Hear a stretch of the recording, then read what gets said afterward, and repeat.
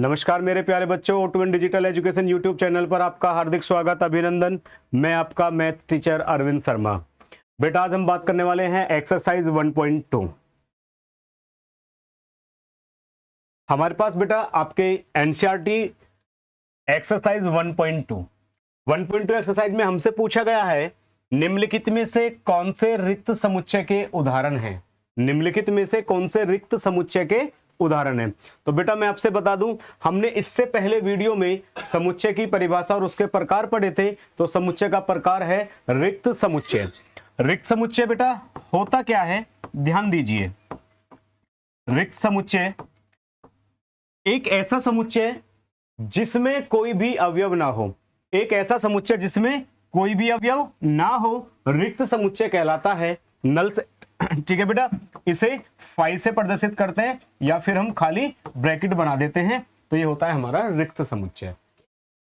निम्नलिखित में से कौन से रिक्त समुच्चय के उदाहरण हैं। आइए बेटा देखते हैं अपने पाठ को। 2 से भाज्य विषम प्राकृतिक संख्याओं का समुच्चय। 2 से भाज्य विषम प्राकृतिक संख्याओं का समुच्चय।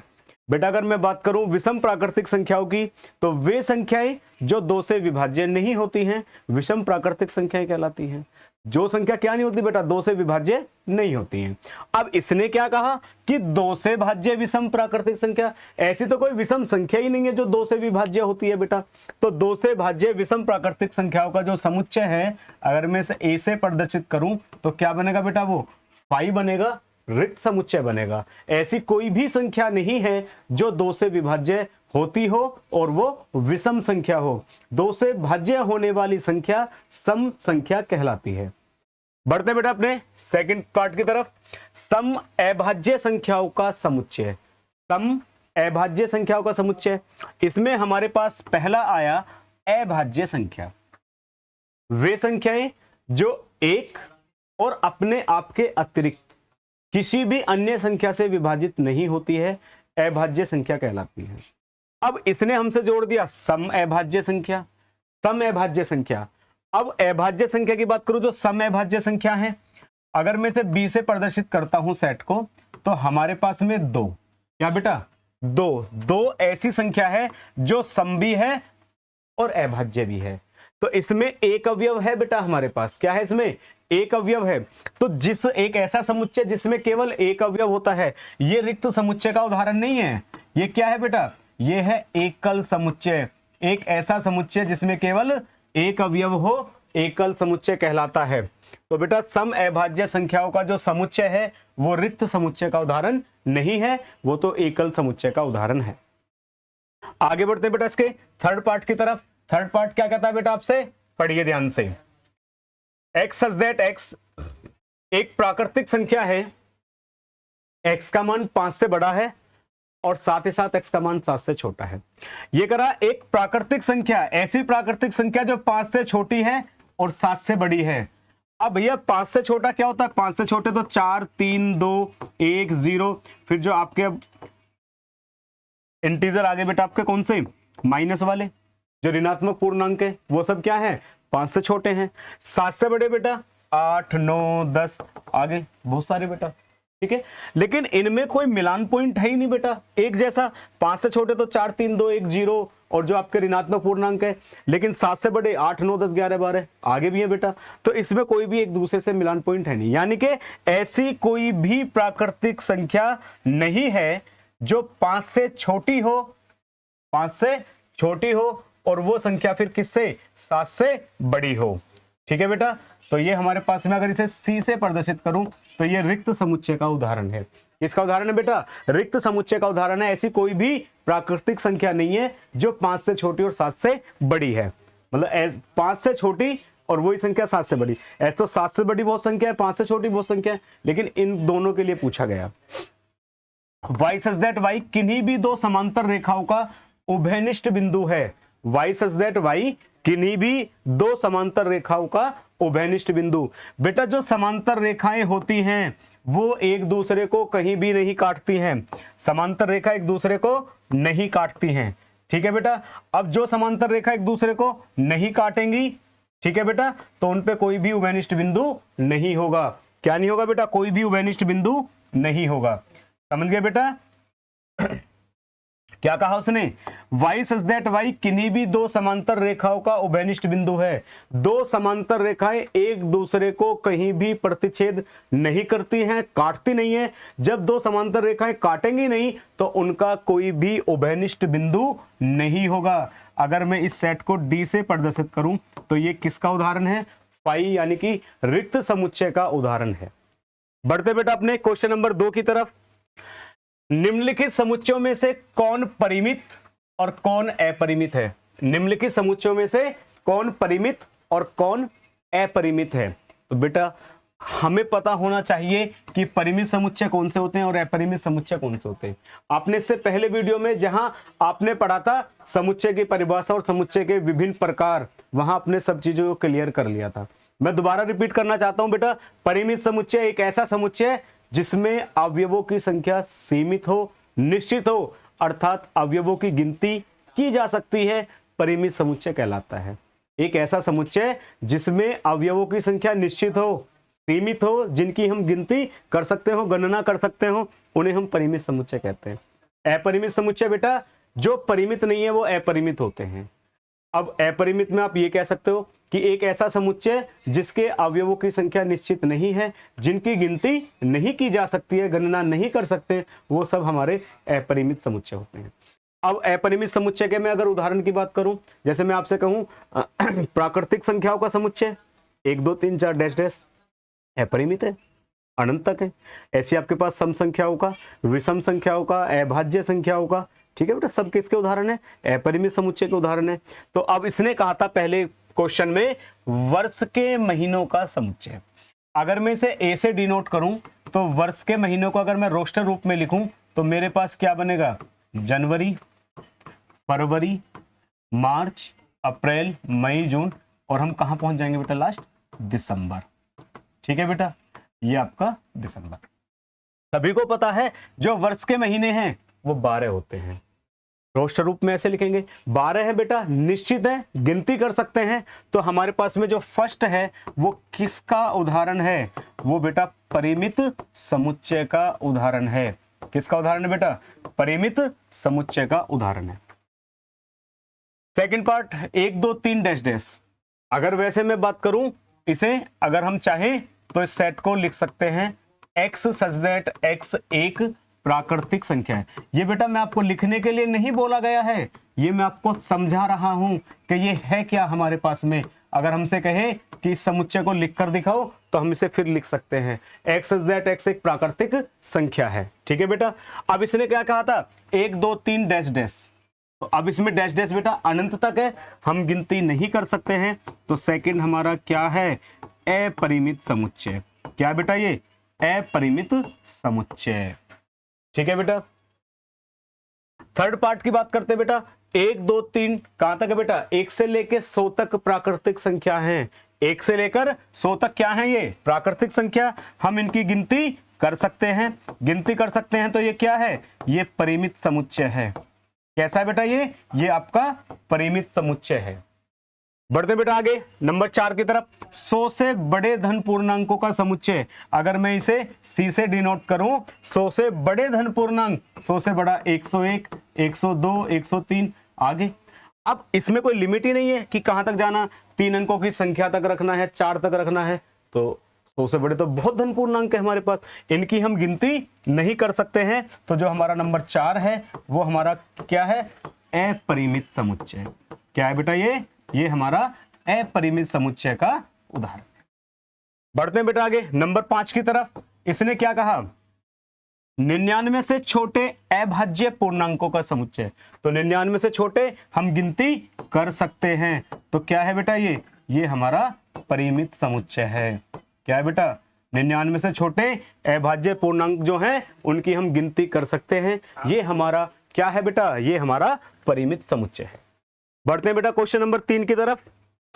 निम्नलिखित समुच्चयों में से प्रत्येक के लिए बताइए कि कौन परिमित है और कौन अपरिमित। अभी जो हम क्वेश्चन नंबर 2 कर आ रहे बेटा, सेम वही पार्ट है हमारे पास, कौन परिमित और कौन अपरिमित। बेटा अभी हमने पढ़ा था कि परिमित समुच्चय एक ऐसा समुच्चय जिसके अवयवों की संख्या निश्चित होती है, सीमित होती है, जिनके अवयवों की गिनती कर सकते हैं, गणना हो जाती है, उन्हें हम कहते हैं परिमित।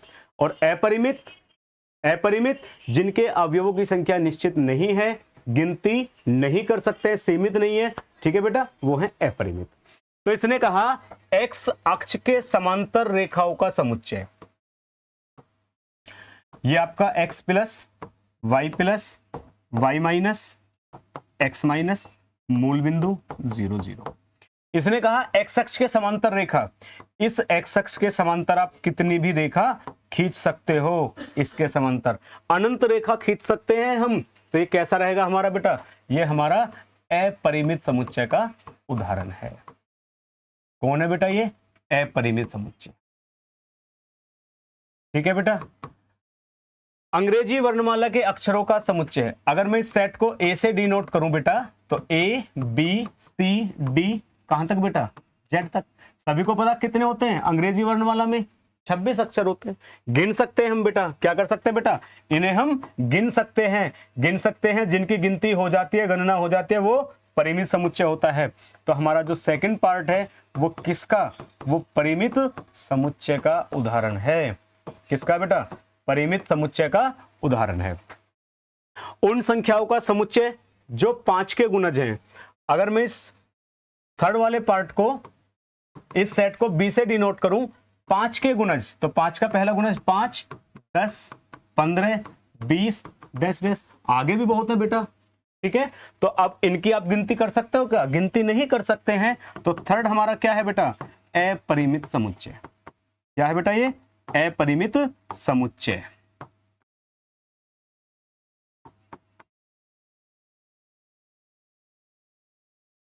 अपरिमित समुच्चय। बढ़ते बेटा आगे, पृथ्वी पर रहने वाले जानवरों का समुच्चय। पृथ्वी पर रहने वाले जानवरों का समुच्चय, सभी के अपने आंकड़े हैं, ठीक है, आंकड़े हैं, गिन सकते हैं, ठीक है बेटा। तो क्या है आपका परिमित समुच्चय, क्या है बेटा, परिमित समुच्चय। चलिए बेटा नंबर 5, मूल बिंदु 0 0 से होकर जाने वाले वृत्त का समुच्चय। बेटा मूल बिंदु 0 0 से होकर जाने वाले वृत्त, जो वृत्त हैं उसमें त्रिज्या भी होती है। तो कोई 1 रेडियस का हो सकता है हमारे पास में 1 सेंटीमीटर, कोई 1 मीटर, कोई 1 डेसीमीटर, कोई 2 का, कोई 4 का, कोई 5 का। सबकी त्रिज्याएं अलग अलग हो सकती हैं। सब मूल बिंदु से जा सकते हैं, लेकिन उनकी त्रिज्याएं कैसे हो सकती हैं, अलग अलग हो सकती हैं। तो उनकी हम गिनती नहीं कर सकते हैं। तो नंबर 5 हमारे पास उदाहरण है अपरिमित समुच्चय का। किसका उदाहरण है बेटा, ये अपरिमित समुच्चय का उदाहरण है, ठीक है बेटा। बढ़ते हैं अपने क्वेश्चन नंबर 4 की तरफ। निम्नलिखित में बतलाइए कि a बराबर b अथवा नहीं। a बराबर b यानी कि आपसे पूछा गया है समान समुच्चय। क्या पूछा बेटा आपसे, आपसे पूछा गया है समान समुच्चय, a बराबर b के है या नहीं है। तो सबसे पहले हमें पता होना चाहिए बेटा कि समान समुच्चय क्या होता है।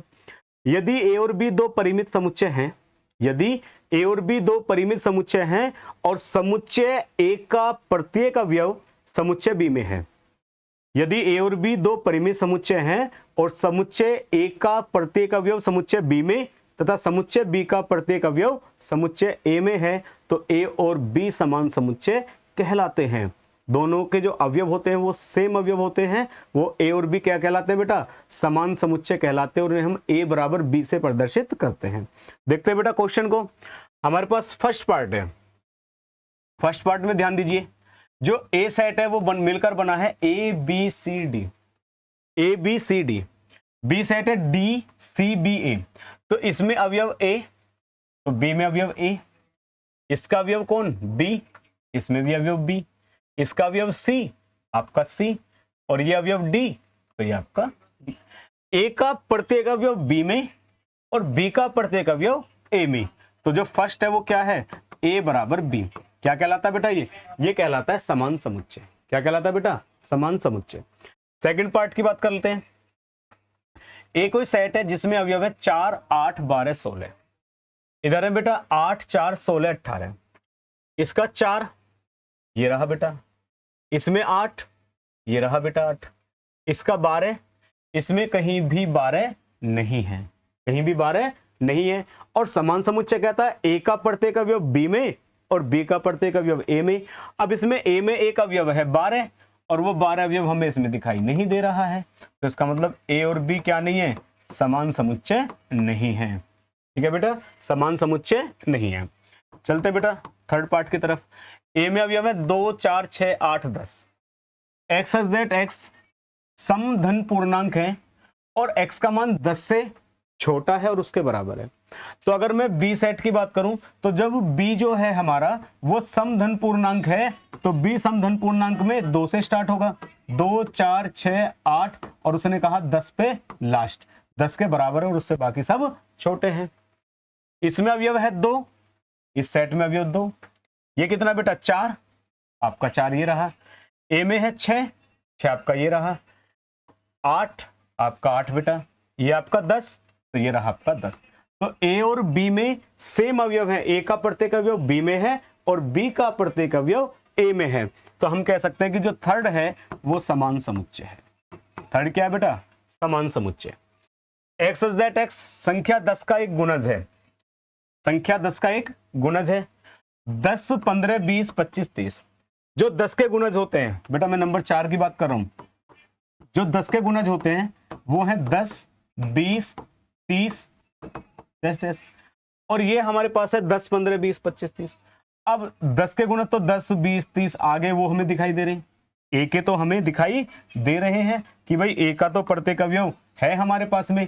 अगर आप ध्यान दो तो बी में 15 है वो ए में कहीं भी नहीं है, जो 25 है वो कहीं नहीं है। ठीक है बेटा, तो समान में होना क्या चाहिए, ए का प्रत्येक अवयव बी में और बी का प्रत्येक अवयव ए में। तो हमारे पास में नंबर 4 ए और बी समान समुच्चय नहीं है।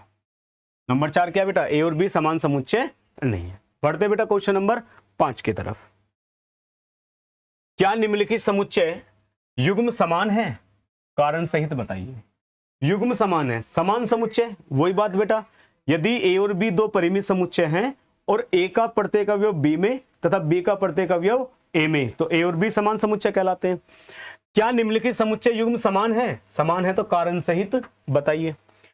हमारे पास ए में है 2 और 3 अवयव, एक्स इज दैट एक्स समीकरण है x square plus 5x plus 6 बराबर 0 का एक हल है। फर्स्ट पार्ट बेटा इसका, ए में है 2, 3, बी हमारे पास है एक्स इज दैट एक्स समीकरण x square plus 5x plus 6 बराबर 0 का एक हल है। अब पता चले बेटा इसके मूल क्या है, सॉल्यूशन क्या है, x की वैल्यू क्या है, तो इसके लिए हमें इसके क्या करने होंगे, फैक्टर करने होंगे। X square plus 5x plus 6 बराबर 0, 6 के ऐसे फैक्टर जिन्हें जोड़कर 5 लेकर आ सकते हैं। 6 के जोड़कर क्या लाना बेटा 5, 3 दूनी 6, तो इसे हम लिख सकते हैं 2x प्लस 3x प्लस 6 बराबर में 0। कॉमन लीजिए बेटा, x कॉमन आएगा तो x plus 2, 3 common x plus 2 बराबर में 0। 3 कॉमन आने पे हमारे पास बचा x प्लस 2 बराबर 0। x प्लस 2 कॉमन आ गया, x प्लस 3 बराबर में 0। यदि x प्लस 2 बराबर 0, x बराबर -2। यदि x प्लस 3 बराबर 0, x बराबर कितना -3। अब हमारे पास बेटा b में क्या बना, जो b सेट है हमारा b सेट बना -2 और -3। b सेट में बना -2 और -3। a सेट में 2 और 3, तो a का प्रत्येक अवयव b में नहीं है, तो a और b क्या नहीं है बेटा, a और b समान समुच्चय नहीं है। जो फर्स्ट पार्ट उसमें क्या पूछा, a और b समान समुच्चय नहीं है। बात करते हैं बेटा इसके सेकंड पार्ट की, इसमें लिखा हुआ है फॉलो। ठीक है बेटा, देखिए ध्यान से, सेकंड पार्ट में जो a है वो हमें सेट बनाना, किस शब्द का बनाना बेटा, FOLLO। ठीक है बेटा, इसके लिए सेट हमारे पास क्या बनेगा, FOL, तो एक आ गया ये W। बी सेट बनाना हमें, वो किसका था हमारे पास, ठीक है बेटा, इसका हम अगर सेट बनाते हैं तो WOL। अब ध्यान दीजिए बेटा, ए का प्रत्येक अवयव बी में, ये क्या है F, ये रहा बेटा, O ये रहा बेटा, L ये रहा बेटा, W ये रहा बेटा। तो A का प्रत्येक अवयव किसमें बेटा, B में। जब A का प्रत्येक अवयव B में है तो इसका मतलब क्या हुआ, A और B समान समुच्चय हैं। A और B क्या है, समान समुच्चय हैं। ठीक है बेटा। X such that X शब्द है फॉलो, तो फॉलो का अगर हमारा सेट बनेगा तो FOL और फिर W। क्या बताया बेटा, सेट में एक ही बार लिखा जाता है बेटा, अक्षर रिपीट नहीं होता, तो इसका WOLF बनेगा बेटा। तो दोनों क्या है हमारे पास, समान समुच्चय है। छठा क्वेश्चन, नीचे दिए हुए समुच्चयों में समान समुच्चयों का चयन कीजिए। नीचे दिए हुए समुच्चयों में से समान समुच्चयों का चयन कीजिए। समान समुच्चय बताना बेटा। अब हमारे पास में बेटा ए सेट देखो, ए जो सेट है उसमें 2 4 8 12 है। तो सबसे पहले आपको ए सेट का प्रत्येक अवयव ढूंढना है बेटा। ए सेट का प्रत्येक अवयव ढूंढना है कि किससे मिलान होता है। 2 4 8 12, तो इसमें भी नहीं है बेटा, इसमें भी नहीं है। ठीक है, तो जो ए है वो किसी के लिए भी समान समुच्चय नहीं है। ए किसी का भी क्या नहीं है, समान समुच्चय नहीं है। किस पे बढ़ते हैं, बी पे। बी में है 1 2 3 4। तो अगर आप ध्यान दोगे तो 3 1 4 2, 3 1 4 2, तो बी बराबर है किसके, डी के। बी व डी क्या है, समान समुच्चय हैं। क्यों है भाई, क्यों है, क्योंकि बी का प्रत्येक अवयव किसमें है, डी में, और डी का प्रत्येक अवयव किसमें है, बी में। तो बी और डी क्या है, समान समुच्चय। आगे बढ़े बेटा, 4 8 12, ये भी चारों अवयव किसी में नहीं है यहाँ, तो सी का भी किसी से क्या नहीं है, समान समुच्चय नहीं है। -1 और 1, ई और आपका जी, ई और आपका जी, ई और जी क्या है बेटा, समान समुच्चय है। ई और जी क्या है, समान समुच्चय है। ई किसके बराबर है, जी के बराबर है। ठीक है बेटा, ई और जी कैसे है, बराबर है, समान समुच्चय। तो उसने कहा था आपको सेट में बताना था कि समुच्चय जो है वो समान है, कौन कौन से हैं। तो ए किसी के साथ समान नहीं था बेटा, ए का प्रत्येक अवयव कोई से में भी नहीं है। बी का प्रत्येक अवयव किस में था, डी में। सी का किसी में नहीं है। फिर ई का था किसके साथ, जी के साथ। एफ में है 0 और 1, किसी में भी नहीं है। और ये क्या है, 0 और 1, ये भी किसी में नहीं है। ठीक है बेटा, तो ये था हमारे पास में समान समुच्चय। हमने बेटा ये इस एक्सरसाइज में हमारे पास 6 क्वेश्चन है, लेकिन मैंने आपको बताया था बेटा, मैं उसके बारे में चर्चा करना चाहूंगा कि समतुल्य समुच्चय। इस एक्सरसाइज में हमें जो क्वेश्चन नहीं मिला वो समतुल्य समुच्चय को लेकर नहीं था। मैं इस बात को आपको यही समझा देता हूं बेटा। अब ए और बी अगर कोई हमारे पास समुच्चय है, ए और बी क्या है बेटा, 2 समुच्चय हैं, परिमित समुच्चय हैं। ए में अवयवों की संख्या और बी में अवयवों की संख्या क्या होनी चाहिए, बराबर होनी चाहिए। उनकी जो काउंटिंग है, गिनती है, वो बराबर होनी चाहिए, तो वो समतुल्य होते हैं। क्वेश्चन नहीं था इसमें। सपोज करो आपसे कहता है वो कि ए में है हमारे पास 1 2 3 4 और बी में जो हमारे पास बी है उसमें हमारे पास है ए बी सी और ये आपका डी। तो नंबर ऑफ ए कितना है बेटा, ए में अवयवों की संख्या कितनी है, 4, और बी में अवयवों की संख्या कितनी है, 4। तो ए और बी दोनों क्या हैं, दोनों समतुल्य समुच्चय हैं। ए और बी क्या है, समतुल्य समुच्चय हैं। ए और बी में अवयवों की संख्या बराबर है। ए और बी अगर 2 परिमित समुच्चय हैं और ए में अवयवों की संख्या बी में अवयवों की संख्या के बराबर है, समान है, तो समतुल्य समुच्चय कहलाते हैं। जैसे आपके पास दूसरे में बात करें, ए बी सी,